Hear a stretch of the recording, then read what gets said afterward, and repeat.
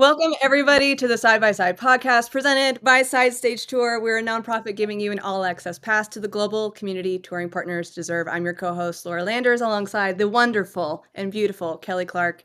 And today, the topic is finding your own community and why it's important, how to build a support system as a touring musician's partner. So, in this episode, we're walking through why finding your people matters, how to do it, and even if you're introverted or you just moved to a new city, how to get creative with connections. So, if you're anything like me, we encourage you to take notes because we've got too much chaos up here in our brains to remember anything unless it's written down. And this episode is going to be packed with really good stuff. Let's get into it.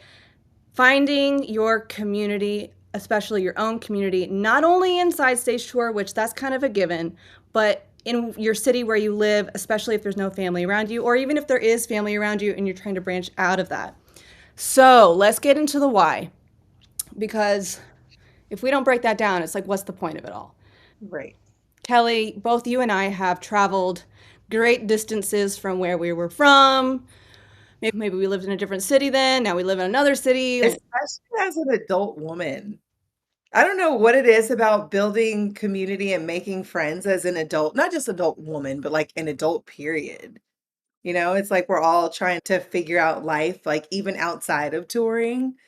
It's like, where are the people? What do adults do? And we are the adults. So what do we do?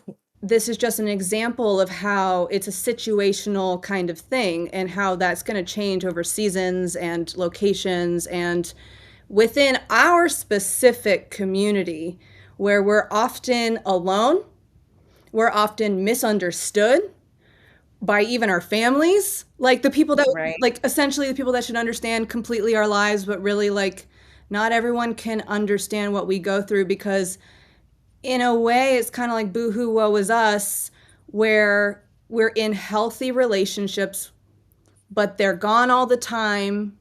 But then they come back, so we get to spend time with them. But then we're whiplashed when they leave again, so then all of our energy is drained. But then we're not spending time with other people and creating friendships because maybe when they're gone, that's the time we get to work, like dive into our work. But is that keeping us from building friendship? It's like this very strange kind of life. Yes. When I think about what happens whenever Nick goes away, like I become like superwoman. All of a sudden, I'm waking up at 6 o'clock, exercising. When I get home, I'm eating healthy for the most part, very structured. But when he's home, I don't want to do that. I want us to lay around and do whatever we want to. Whenever he is away, yes, Super Kelly is here, but Super Kelly going out and building her own community, not necessarily. It's like I have the house to myself. It's like a safe place. Mm. Not that I'm tied to the house. Like I can do whatever I want to, especially with the work that I've chosen or that I've created for myself. I can do that. So it's hard to really want to go out and do things and make new friends. I It's want to touch hard. on that later because that's something I struggle with that I feel like you do fairly well, where I'm like a hermit in the house. I never get out. But do you ever find that, like, kind of talking about just this general topic and the why of it all, do you ever find that you feel a little bit resentful or that you've lost your identity because you don't necessarily have a super supportive community where you live? Absolutely. So what I tend to like resentful, I get like straight up jealous. Like, oh, you get to fly to Italy tomorrow. Well, I get to sit in LA in LA traffic. So yeah, I do. I definitely feel that way. But also it's the feeling of like, he's not going to Italy to explore, the country. He's going for work. So he could literally be there for 2 days and then have to fly all the way back to LA.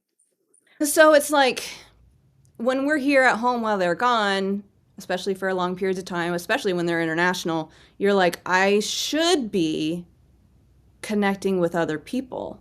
I should Absolutely. be out of the house or even inviting people over. Do you ever feel guilty about that? I, Because I do. I'm like, I can go outside. It's not a big deal. yes, and I'm so glad you brought up the feeling specifically of guilt because I always feel shameful. Like that's kind of my disposition. Maybe it's a generational issue, I don't know. But I'm always feeling guilty for like everything. But especially when I'm not going out, I'm not with people. But I'm also slightly an introvert, and I think that is something to point out is that there are introverted people. They thrive being at home. Yeah. I love being at the house. I think you might be this way too. But you do thrive Mm. off of being around people, but you recharge back being alone. And it is that weird, heavy feeling of the shame of I should be connecting, but I'm not. Well, it's not like there aren't people around to hang out with. It's not like there's zero people in the city of Los Angeles that I know. There's someone who lives walking distance from me, and she travels just as much as Nick does, and she's not in the music industry, Mm. but she's walking distance. I can walk to her house. Yeah. It takes no effort to get there. In fact, it's good for me to do that. Like I'm moving my body, I'm hanging out with someone that I like. I love her to death. Hmm. I think that brings up the point of we are validated in not wanting to get out of the house because when you stay at home and your person is gone, there is that enjoyment of having your own alone time and soaking up all of that time, especially because you don't know everyone's partner is gone for a different amount of time. Maybe they're only gone for a weekend. So you're like, I'm going to soak up these 3 days alone. And that makes a ton of sense. And then there's the times they're gone for 2 months and you're like, oh, I should definitely schedule things with people, but that takes a lot of planning and maybe you're just mentally not there. But this podcast specifically is talking just for anyone who's listening and is like, but I'm fine being in the house alone and I'm fine not talking to that many people or just the people I work with or whatever. But like this specific podcast is about actually trying to find connection and community for yourself. Maybe you're an extroverted person and this isn't for you. Maybe you already have tons of friends and family and you're always out of the house, or you have kids and they force you to go be friends with people and it's your journey right now. We support you and we're always here for you. This podcast specifically is for the people that are actually feeling maybe a little bit of shame or guilt not connecting with many people. We're right there with you because that's Mm. exactly what this life kind of breeds, you know? So let's talk about who makes up your community. There are different types of support. Part of your community is your spouse or your partner or your significant other. That's one. So guess what? You're doing a good job. You have someone. I think that's Check. important to say. Yes, check. Like you're not just this solo person living this life. Like you are actually in community with someone and you're in this community, or if you're just listening but you're not in this community, that's what we're here for. So you have people. So Yes. yeah, like on yourself because this is real. Your partner is real, and Side Stage Tour is community is real. And I don't know if you're someone who is connected to your family or not, but even if they don't live near you, they are also your community. Yes, absolutely. Your friends and your family are also part of that community. We spend a lot of time online these days, and so that's also part of your community. I know there's people that I interact with on Instagram often, which I don't think it clicked until this moment that I'm like, oh, that's community too. That's literally people that I'm connecting with. Yeah. And That counts. and there's a balance because I think that there's always this tension, specifically talking about like online social media and how people on social media are almost like trying to tell you to get off of social media because it's not real and it's not necessarily like, I guess, lack of better words, it's not real life. So you should be living your real life without digital connection. But that's not true. Like, because we are living in a digital world, bro. Like, Yes. it's what it is. And so to have a balance of that, which is Side Stage Tour's virtual meetings, which is social media's virtual DMs, like however you're connecting online, that's real. Yeah, I'm glad that you mentioned like the Side Stage Tour community because we haven't met a lot of the women that have joined us so far, but we talk, daily. Yeah. It feels like a connection. It really does feel like these are people who get it, who are like friends from across the world now, or across the state, or across the country. Yes. Yeah. And that's so true. Continuing on who makes up your community, if you are seeing a life coach, if you are seeing a therapist, those are part of your community because guess what? You were talking to them. The people at my chiropractor office are my community. I would say like a month ago, I was telling myself they weren't part of my community and it was just a place I go to like once or twice a week. I get cracked and I leave, but that's not real. I'm having full on 10-minute conversations with different women and we're talking about ovulation issues or whatever because it's a wellness space and I'm like, "Oh, this is like my wellness community." Like Yeah. it's kind of a fascinating thought because I'm like, "No, I'm just in and out." And I'm like, "But this is like my community." So, It's cool that you mentioned that. Our doctor is a friend, like he's a friend. And the person who works in the front desk is also a friend. These are family friends. cool. So it's like a double community there. People that we knew before they became our doctor. I think, and it relates to the chiropractor and stuff too, just because it might be a short interaction or it's not a consistent interaction doesn't mean it's not a valuable part of your connection and community. Mhm. Don't devalue it just based off of the amount of time you're with someone. I love it so much Yeah. because even like these bits and pieces, they still like fill you. Yeah, and I mean, is that not like the beauty of life? And that's whenever social media didn't exist 50 years ago and people are just walking around, like the tiny interactions you have with 100 people in one day is your community. I really needed that. Like I think, oh, I'm so alone sometimes, but it's more than what I've given credit for. Exactly. And I was also crediting my connection, and I'm really like, wait a minute, all of it adds up. Yeah. And especially if you're someone who has anxiety and doesn't like to leave the house, then when you leave the house and you actually are talking to the Taco Bell person, when you're in line at Taco Bell and you have like a good interaction with them, like, yeah, they're not your friend, but you have interacted with a human that, I mean, I don't know if you would say they're in your community, but they are providing connection, which just helps that muscle, which then helps it whenever you're trying to actually do that with people in your community. And this next one of who makes up your community, it's the last one, then we'll move on, is one I really struggle with. I'm just gonna wave my white flag because it's people in different life stages than you. And Ooh. I have Mhm. I have alienated myself because I don't relate. And I say that because it is super helpful to have different perspectives on life. If you're friends with someone that's really old, someone that's really young, I'm always trying to find someone who's kind of in the same stage of life I'm in. And I'm in a really weird stage of life. It's like, So it makes the circle smaller. and it would kind of become an echo chamber. And it would, I'm not saying it's toxic, but it's not diverse enough at times. Side stage tour is great. We should be in your community, but we should not be your only community. It's like a tough pill to swallow. And that's something I really have to work on. There are mothers out there who are no longer friends with single people because they feel like the single people don't relate. A lot of married people do the same. They're like, well, I only want to be friends with other married people because that's the phase of life I'm in. And I'm like, but if we can just have a beautiful variety, at least somewhat, then it will help you have better perspective. And it's hard. Whenever I hear we have nothing relate to, my first thought is, well, don't you like food? We could go eat. Everyone likes food, and then we can connect on what we're eating.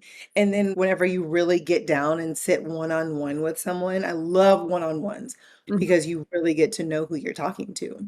Yep. It's like tunnel vision of who they are. Yes. And if I ever invite someone one-on-one and they invite somebody else, it drives me crazy. So It's like, I love your friend is probably wonderful, but I wanna hang out with you. Yes, exactly.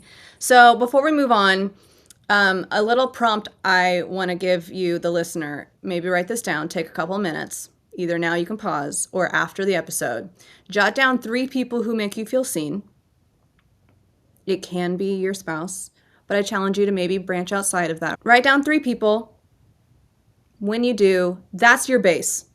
Those are the people you can count on. Those are the people you can rely on. Those are the people that know you the best. And that is a really solid place to just remember that you've got community at times that you feel like you don't. Let's move on. Say a little hi. I appreciate you. Ah, and say hi to them. Yeah. That's why Kelly's the best. Okay, so let's talk about the how. This is probably the biggest part of this podcast, but it is the best part because it's practical. So, how can you build and nurture community?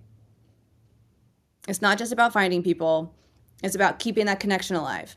And that can seem energy consuming or it can seem daunting, but it's actually not.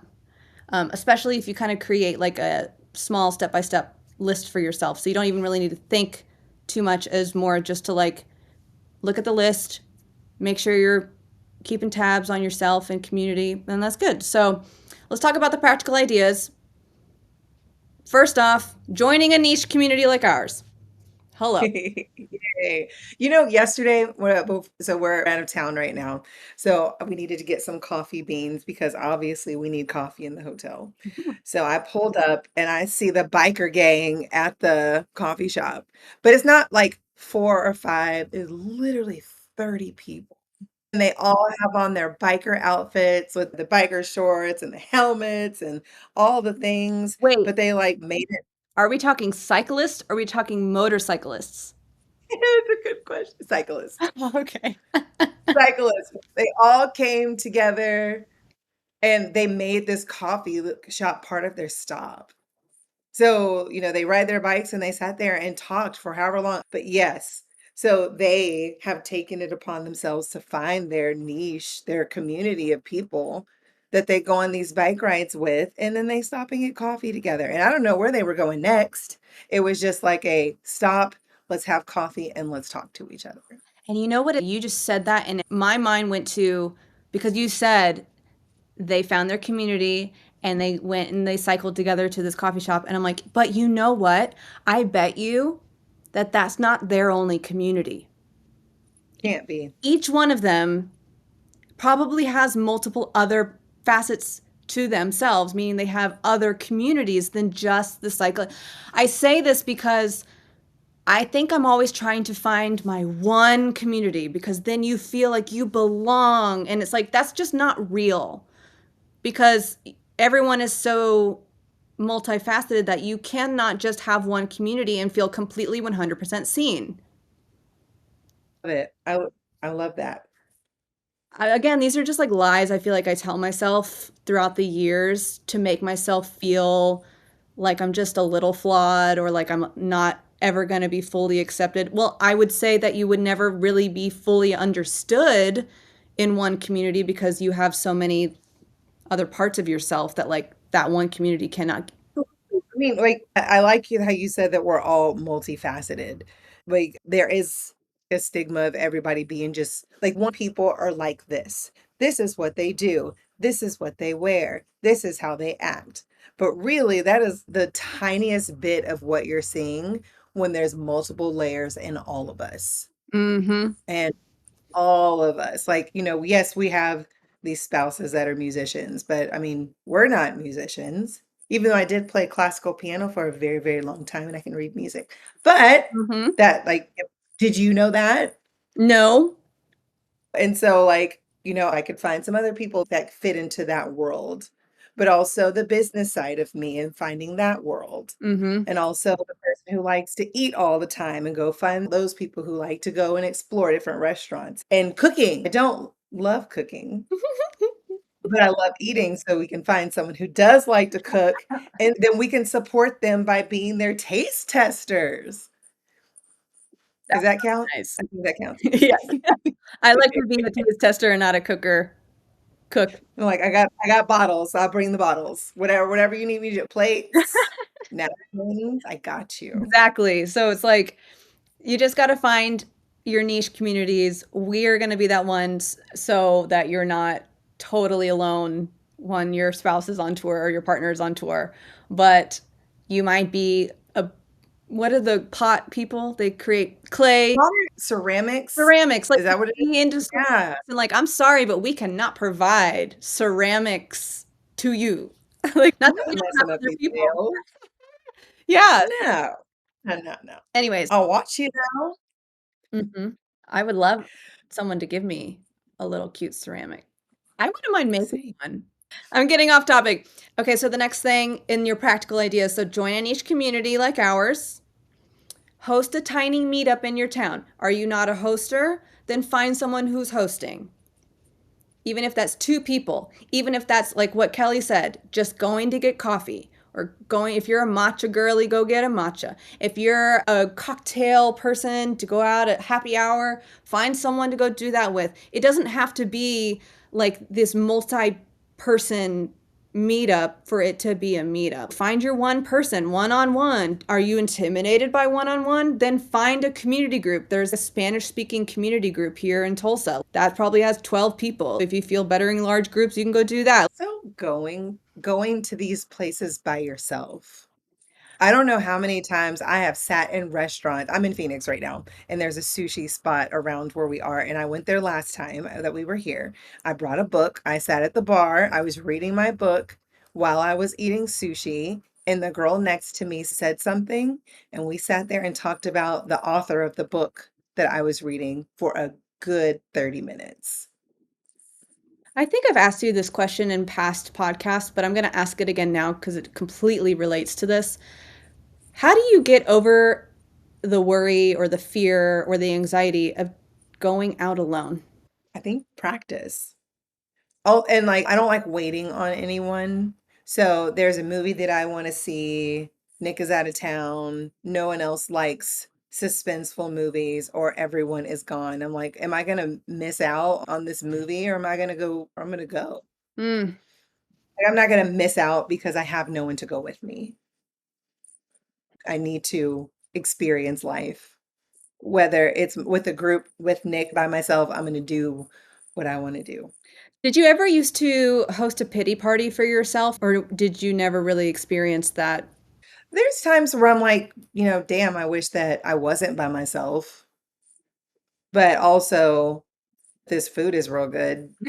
So it's like I got over it really quick. Or if I need something to distract myself, like bring a book with me. And books are usually, or people ask you what you're reading. They want to know. Mm, So it draws people to you, or at least in my experience. that's so funny because I read on my Kindle. So if I had my Kindle out and someone asked me what I was reading, I'd be like, I don't want to tell you. Even that though. It's just Harry Potter. But I'm like, I don't want to tell you that I'm reading Harry Potter. I just want to keep that to myself. But then you don't actually have connection with other people. So I guess that's on me. So interesting because I feel like people would want to know what you're reading on your Kindle because they can't see it. Yeah. They're like, huh, what is Somehow get over myself and be willing to share myself with strangers. yes. Like, share. Which I don't know what it is about me. I think I have something that's right here on my forehead that says talk to me because no matter where I go, what I am doing, someone is always in my face.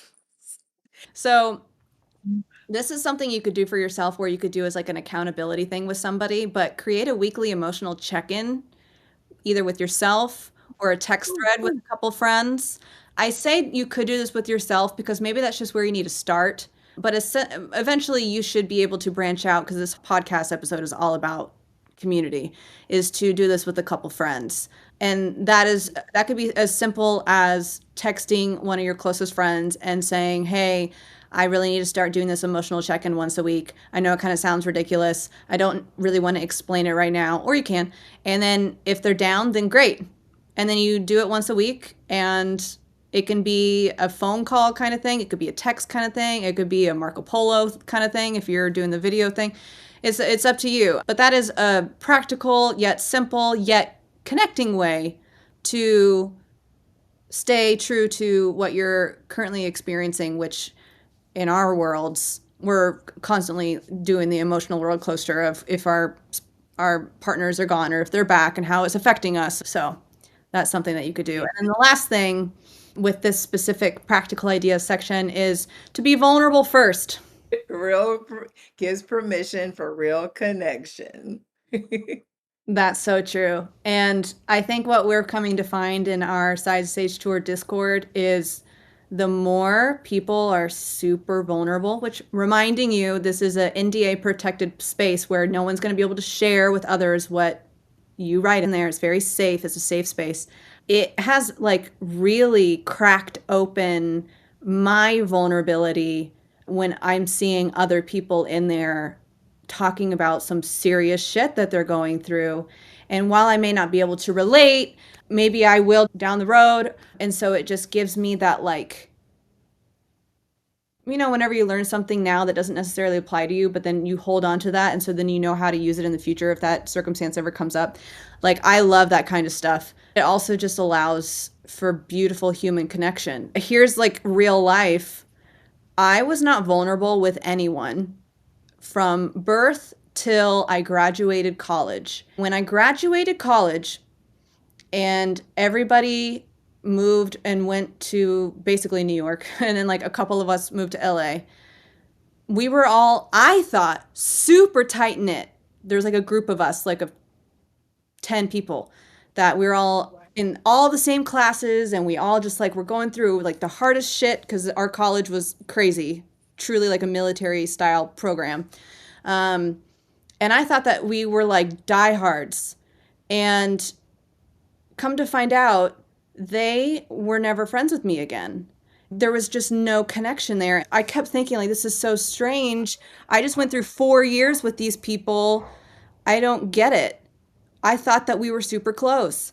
And I think someone told me, or maybe it was an epiphany, I was never once vulnerable with anything personal to them. Hmm. I don't know if I was just never taught that, but I'm a pretty private person and I protect myself all the time. And I was like, wow, I have no friends. I spent 4 years every single day with these people. I have nothing to show for it because I was never vulnerable with them. So interesting is that came up as the reason, Yeah. you know? It's like people crave it. We crave for people to be honest and relatable with each other. Yeah.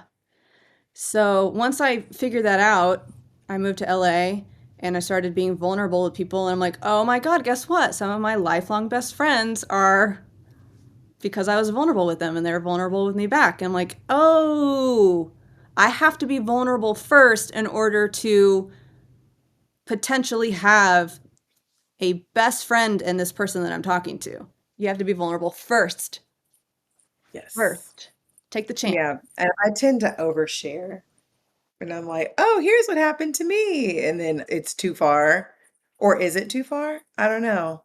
Sometimes I think that maybe it is too far, but also like I don't regret it I bet, unless it does never come back to bite me. I bet it does go too far, like when you're vulnerable with people, because they're not used to someone actually being vulnerable. And then it is actually the way it's supposed to be. And you're teaching them the way it's supposed to be. It's abrasive. Right. But it's like not, and you've actually just unlocked something in them for the rest of their life because they actually liked it, even if it was too I much for hope them. so. Yeah. Yeah, I hope so. So sorry if you're listening to this and I overshared, but not really. So let's talk about some creative ideas of how to continue building and nurturing your community. You can do Zoom potlucks. We actually just did a Memorial Day picnic potluck. I think Yes, I butchered the words. it was so much fun Yeah. and together with other couples in the city. Yeah, just for the you guys that are not aware of what we really do with Side Stage Tour is we do some in-person meetups. Since we just started like a year ago, we're slowly building up. And Kelly, our co-founder, she put together a couple of different LA meetups because she resides in LA. And one of those this past weekend was a picnic with partners and children, just like the whole family. I know that you guys had a really great time. It was beautiful. And I didn't tell you, but there was a moment where I had questions. And it's like, go to your partner and sit and talk and answer these questions. And it's really about connecting with them. Not that it's about them, it's about us as the partners inside Sage Tour, but we connect. Now y'all connect. And it was really cool to be in that sort of environment with other couples while they're truly, truly connecting. I loved that part. That's so cool. So, one of those things could be the Zoom potluck if you're not quite ready to do an in person one with fellow music spouses, like during the tour weeks. Let's say your spouse or partner is gone. We do a monthly virtual meetup, but who's to say that you shouldn't host one for Side Stage Tour? But you could do that in other parts of your life too, not just with Side Stage Tour, but we of course encourage you to do that with us because that's what we're here for and we want to help you along with that. So you don't just have to let us be the ones that drive that. If you're kind of a driver in that force and you want to be the host, like, but you didn't know where to be a host because you feel lonely and by yourself, well, guess what? You can do that through a virtual meetup. Another thing that you could do is post tour decompress dates with your partner and maybe even a bestie, but let's just say your partner for now. That really does help because your partner is your community, is to make time for when they come back, even if it's for 24 hours or if it's for 2 weeks that they're back, have a decompress date. Something that Jordan and I have done is called All About Laura Day. So AAL, so an all day. So it's all I about me, love that.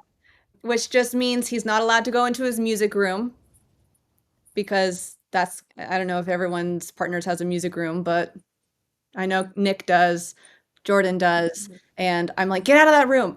Like, because that just means that they're back in their music world. Can't be. Back in work mode. Yes. And so, Back in like, work mode. and maybe it's only half a day, like sometimes it's a half a day for us because we can't do a whole day, but it allows us to connect, it allows us to just focus on us, it makes me feel special. It's exactly what we needed.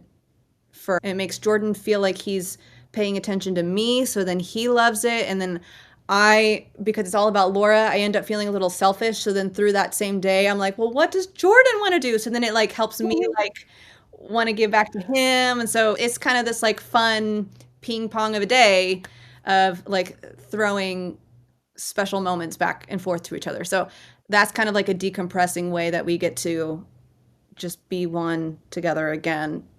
I So don't love forget that this. part of it.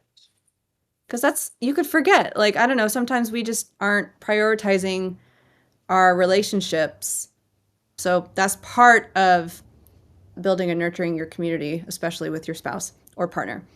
Um, but some people put like book clubs together, or they attend a book club, or they are creating collaborative playlists with their friends on like Spotify or something that I'm just like, I listen to Spotify. I never thought about creating a playlist.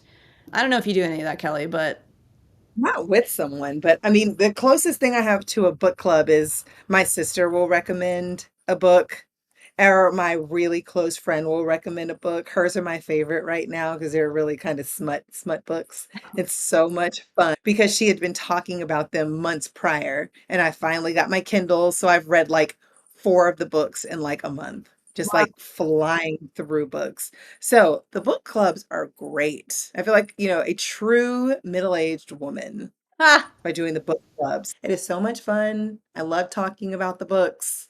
It's great. And it makes me read more. Reading is good. We I should read. I just got into reading last year because of this life and I needed like another distraction. And it's been really good for me. I don't read often enough. I feel like to be in a book club. I have too much going on and I like playing video games and other things, so I'm not like a reader. But people really love book clubs, so I'm like maybe I should take a stab at one, see if I like it, but that's Let's do it. Side stage to our book clubs. Let's go. if someone wants to create this for a book club, they should. And then maybe that will be I'll the do very it. first book club I've ever been in. Oh, the last point in the creative ideas section of this is, and we sort of touched on this earlier, but send a thinking of you kind of voice memo or someone to another touring spouse. I would say that even in our Discord community, we could even send out more individualized messages to one another. So Yeah. It It's such a different perspective whenever you connect with the people one on one. Yeah. Even through Discord, the vulnerability is definitely different. And I think it drives more vulnerability in the community group. So that way we're able to really get to know each other. It's beautiful. It's hard. It's tough. We're sharing hard things, great things, but also really difficult things that we're navigating.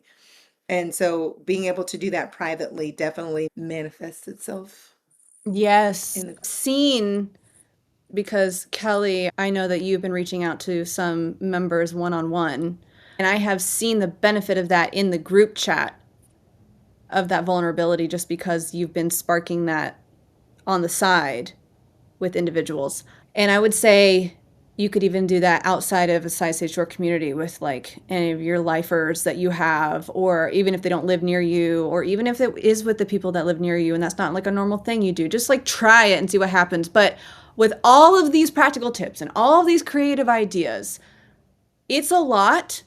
You are not meant to do all of these at once. Like, start small, be steady, real connection will grow in just like that I'm thinking about you text. Like, Mhm. and it can be you texting one person once a month. Like, it doesn't have to be even once a week. Like, sometimes you put this limit on yourself of how often you should do something, and then it becomes overwhelming. And then you're like, this isn't sustainable for me, right? Whatever is sustainable for you. So please only take like one or two of these things that we've listed and do those. Don't do all of them. Unless you're just that kind of person that can, then good for you. Good for you. Yeah. But me, on the other hand, it is one or none. Yeah. So it's pick one and see how it goes. And really put in the effort to do it. Like really take a second and put in the effort, especially when you're reaching out. If you're thinking about them, mean it. It's not just like a checklist. Woo. That's good. I think I'm going to start with like a check-in text with a couple of friends because you know how that goes. You check in once, and then like, if you do it with three friends, they'll get back to you at different times, and then you have to get back to them, and then it actually is kind of like a good portion of your day or whatever, right? So then it's like you don't want to do too much because it is kind of like a back and forth thing that now is added on to your daily schedule. So start small. Let's address common challenges really quickly because common challenges are like introvertedness. Introvert, yes. And both, yes, that's a hard part. Yeah. Getting yourself out of your own head, out of your own world. Yes, which is exactly what I deal with. And that I think the introvertedness and the anxiety kind of can go hand in hand, or you might have both. Yes. So if that's the case, stop being hard on yourself. Do not feel guilty and try one tiny little thing that you feel you can tackle. Baby step. That's all it has to be.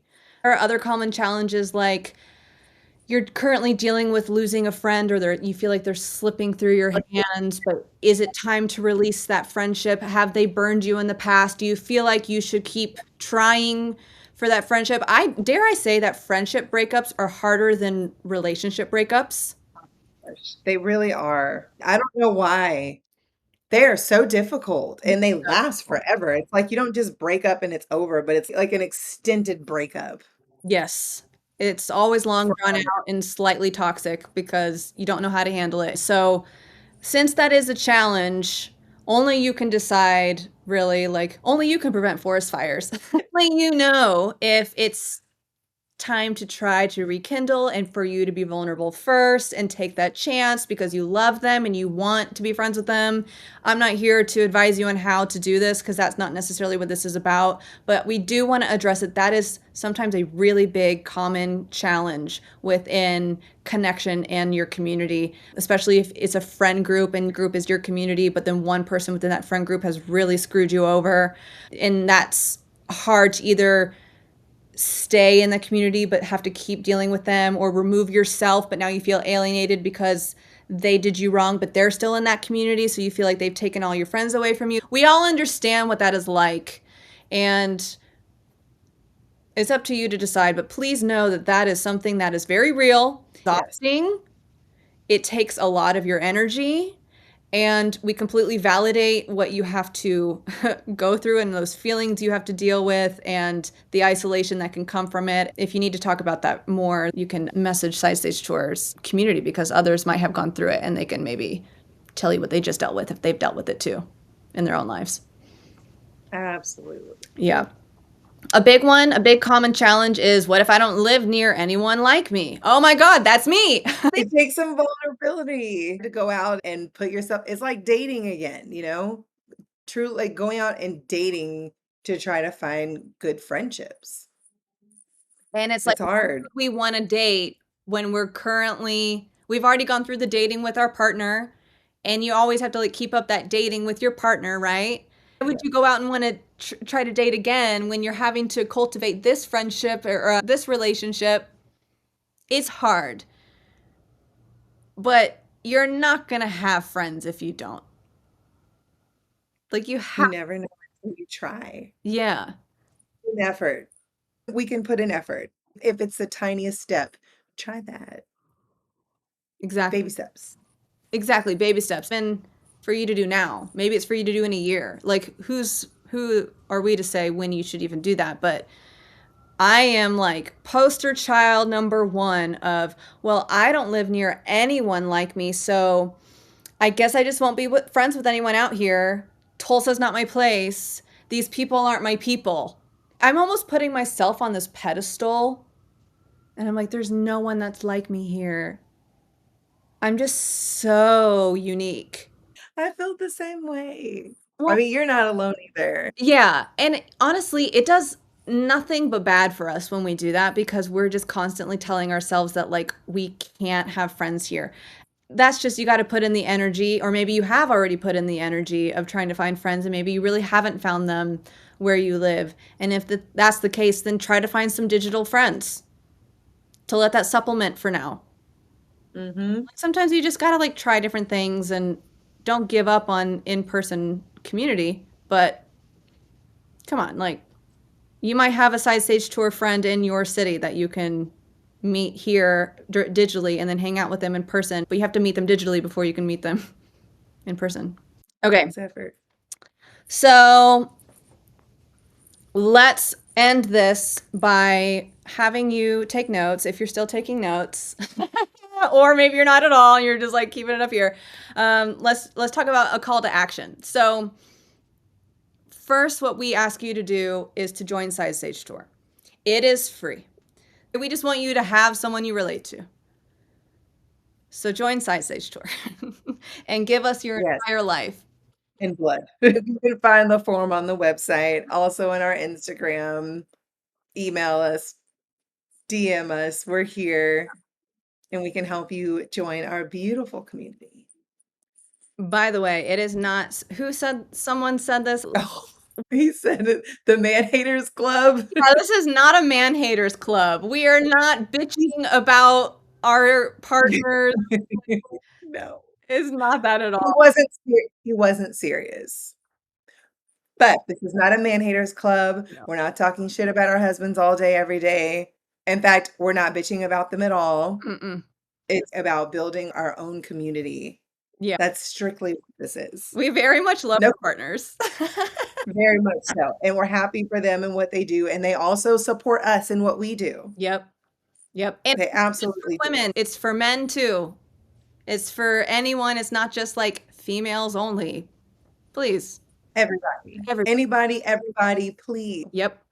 Another call to action, and this is something that I think is really important, which is storytelling, because if you're not sharing your story and being vulnerable, then you're not helping others. So we would love for you to DM us or email us your story, because if you can share your story with us and then we could just share it on a bigger platform, then that just helps other people. Whether that's you wanting to come on the podcast, whether that's a video you want to send in or whether it's just some words you want to type, whether it's you want to be on our blog, like whatever it may be, we would love to share your story. Any story of connection or truly anything that deals with this kind of lifestyle, we would love to hear it. And then we'd love for you to share this episode with another touring partner, even if they're not in our community, even if they never want to be in our community, because there's just helpful stuff in this episode that we want to share with people. So Kelly, do you Yes. have anything else you like to share before I close us out? I don't. Like, community is so important. Community is so important. And being vulnerable is really important. And there is a community for you somewhere. It could be us. It could not be us. It could be somewhere. Just put in some effort. I feel like I'm talking to myself. I feel like this is a mirror. Yeah. And I think that's always what we deal with in this specific unique life that we all deal with the touring musician life is we're always having to encourage ourselves to connect a little bit more because it's oftentimes kind of isolating. So, on that note, thank you so much for listening and watching today's episode. Side Stage Tour is all about building, clearly, a supportive community for the partners of touring musicians. You are not alone, and we're so glad you're here. If this episode resonated with you, please share it with a friend or even not a friend that you don't even know, but you know that their partner travels and tours. And if you believe in what we're doing, please consider supporting our work by donating at sidestagetour.org. Every single bit helps us in providing resources and support for our community. And until next time, take care of yourselves and each other.